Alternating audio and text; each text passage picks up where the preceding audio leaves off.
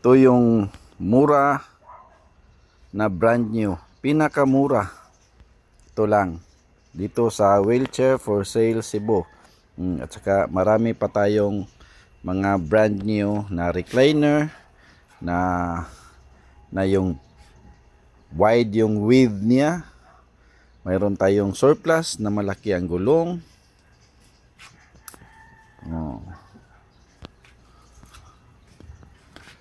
Ma-fold siya. May brake siya. Dami tayo na surplus. Malaki yung gulong. Surplus lang siya. Pero iba ang forma din niya. Tingnan nyo.